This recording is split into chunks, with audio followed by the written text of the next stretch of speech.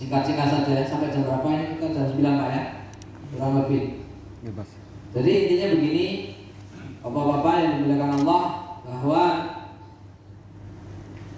agama kita, agama Islam itu sumbernya itu ada dua. Kata Nabi, taraktu fikum amrayn. Ketika Nabi mau meninggal itu wasiatnya itu cuma meninggalkan dua. Taraktu fikum amrayn, yaitu kitabullah. Yang pertama itu Al-Quran dan sunnahnya, yaitu hadis. Sunnah itu kalau menurut kajian ilmu hadis itu adalah itu ucapan, perbuatan, perilaku, semua yang bersumber dari Nabi itu adalah sunnah. Itu menurut ilmu hadis. Nanti dibagi lagi, kalau menurut usul fikih yang namanya ilmu hadis itu adalah segala sesuatu yang bersumber dari Nabi yang nanti berimplikasi menjadi hukum sunnah, hukum wajib, dan hukum mubah, bisa diikuti bisa tidak, begitu. Karena memang pada prakteknya ada beberapa hal yang sifatnya itu tidak harus diikuti, kan begitu. Namanya sunnah itu tidak mesti harus diikuti, tapi sesekali diikuti itu lebih bagus. Contoh,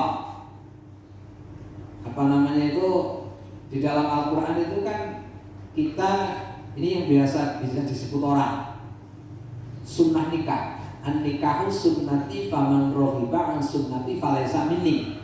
Kalau melihat teks hadis ini seolah-olah orang yang tidak menikah itu tidak dianggap sebagai umatnya Nabi. An-nikahu sunnati, nikah itu sunnahku. Faman rohiba an sunnati falaysa minni. Barang siapa yang tidak menikah maka falaysa minni, maka dia tidak termasuk dari golonganku. Seolah-olah seperti itu. Seolah-olah orang yang tidak menikah itu berarti tidak dianggap sebagai umatnya Gusti Kanjeng Nabi Muhammad SAW. Tapi tidak seperti itu secara konteksnya. Ini banyak hadis-hadis yang dilakukan oleh Nabi tapi tidak wajib diikuti. Maka contoh lagi, Nabi itu melakukan sholat malam, melakukan sunnah-sunnah yang berat. Contoh yang kayaknya itu ringan, siwak. Siwak itu kan sebetulnya kalau kita gosok gigi. Kalau siwak itu pakai itu namanya, ada siwak namanya kayu arak atau apa, kayu arak itu bisa digosok-gosok gigi, namanya siwak.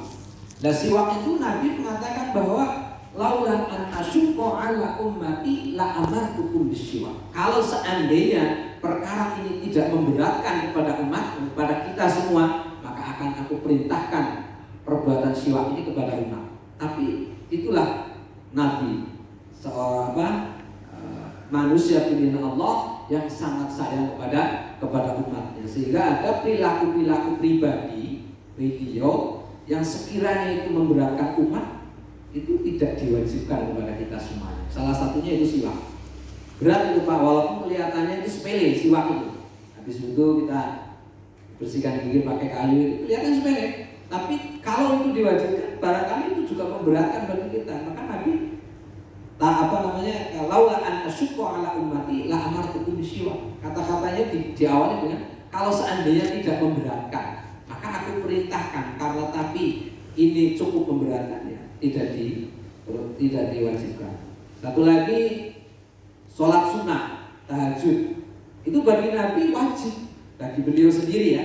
Bagi beliau sendiri itu wajib untuk sendirinya. Tapi bagi umatnya, ya silahkan. Yang sempat mampu sesekali sholat tahajud, kan begitu ya, sholat duha dan seterusnya. Itu adalah amalan-amalan sunnah, tidak memberatkan kepada kita. Itu salah satu amalan-amalan Nabi yang bersumber dari ajaran Rasulullah Sallallahu Alaihi Wasallam. Yang pertama kita bahas pada pagi hari ini itu seputar masalah hadis. Jadi sumber ajaran agama Islam yang pertama adalah nas Al-Quran. Yang kedua kata Nabi itu adalah segala sesuatu, yaitu hadis, yang segala sesuatu yang bersumber dari Nabi Muhammad Sallallahu Alaihi Wasallam, ucapan, perbuatan atau ikrarnya beliau. Beliau tidak melakukan, tetapi Nabi mempersilahkan. Salah satu contoh Pak, besok itu tanggal 10 Muharram. Kalau hitungan tahun Hijriah, besok itu tanggal 10 Muharram. Tanggal 10 Muharram itu dulu umat Yahudi di Madinah, pada waktu Nabi datang ke Madinah, orang Yahudi itu setiap tanggal 10 Muharram itu puasa mereka. Puasa. Ketika para sahabat datang kepada Nabi, ada yang mau melakukan, kata Nabi, ini perilaku yang bagus. Diadopsi oleh Nabi, setiap tanggal 10 Muharram itu Nabi berpuasa. Setiap tanggal 10, kata Nabi, kalau seandainya, ini Nabi tidak melakukan, kalau seandainya saya ketemu dengan 10 Muharram tahun yang akan datang, maka saya akan berpuasa, kata Nabi. Tetapi ada pembeda. Nabi memberikan instruksi kepada umat, kepada sahabat untuk membedakan antara kita dengan orang Yahudi, ditambah depannya berarti tanggal ke-9-nya berarti hari ini atau besoknya, yaitu tanggal 11-nya. Yang penting jangan sendiri hanya tanggal 10. Jadi itu Nabi tidak melakukan. Itu namanya takrir, pengakuan, pengikraran dari Nabi. Nabi tidak melakukan, tapi itu menjadi sunnah baginda Rasulullah Sallallahu Alaihi Wasallam. Maka yang disebut sunnah itu ya takdirnya Nabi, ucapannya Nabi, perilakunya Nabi, itu disebut hadis. Segala sesuatu yang bersumber dari Nabi Muhammad Sallallahu Alaihi Wasallam. Kalau ahli hadis, semua perilaku, baik itu berpakaian, segala adat istiadatnya Nabi itu ya sunnah, itu menurut ilmu hadis. Tetapi menurut ilmu usul fikih itu segala sesuatu yang bersumber dari Nabi yang nanti ada implikasi hukum menjadi sunnah, wajib dan mubah dan makruh dan seterusnya. Itu kalau menurut ilmu usul fikih. Bapak-bapak yang dimuliakan Allah, nah kajian kita nanti ke depan biar ada panduannya. Saya ini membawa kitab namanya Kitab Arba'in Nawawi. Kitab Arba'in Nawawi itu kitab yang biasa dikaji, kitab hadis yang biasa dikaji di berbagai majelis ilmu, wabil khusus di pesantren-pesantren. Itu biasanya kalau ngaji hadis itu biasanya yang terkecil dulu, yaitu hadis Arba'in Nawawi, yaitu kumpulan 40 hadis sahih yang dikumpulkan oleh Imam An-Nawawi Ad-Dimashqi, seorang ulama pakar hadis Asy-Syafi'i, yaitu yang bermadzhab Imam Syafi'i. Saya ngaji kitab ini dari Hadratus Syekh Haji Memon Zubair dengan putra-putranya. Jadi insya Allah secara kesanatan Pak itu nyambung sebenarnya. Tapi ya secara keilmuan jauh. Ya. Tapi alhamdulillah saya dapat berkah ngaji dari beliau. Ketika saya bulan puasa ngaji kitab Sahih Bukhari, itu ada ijazahan namanya ijazah sanad kitab Arba'in Nawawi. Beliau ngaji kepada Syekh Sayyid Muhammad bin Alawi Al-Maliki di Makkah dan seterusnya sampai kepada baginda Rasulullah Sallallahu Alaihi Wasallam. Mudah-mudahan apa yang kita kaji di sini nanti satu persatu nanti dari 40 hadis itu nanti bisa dipilih-pilih, bisa lanjut gitulah. Intinya begitu.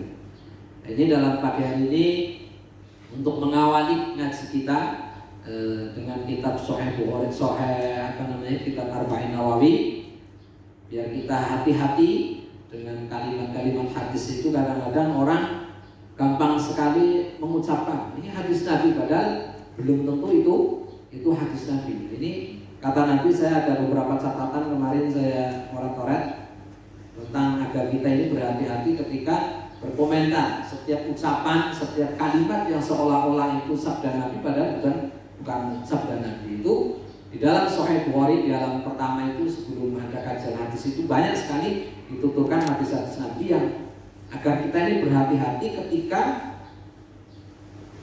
mencetuskan masalah ini dari Nabi loh, ini kata Nabi loh, padahal itu belum tentu. Maka Nabi itu sangat berwanti-wanti kepada kita. Ela tukadzibu alayya fa innahu man kadzaba alayya fal yaljibna. Man kadzaba alayya muta'ammidan fal yatabawa maq'adahu minan nar. Barang siapa yang mengatakan bahwa ini adalah jalanku, bahwa ini adalah kata-kataku, padahal itu bukan bersumber dari Nabi, fal yatabawa maq'adahu minan nar. Maka ambillah tempatnya, jatahmu di neraka.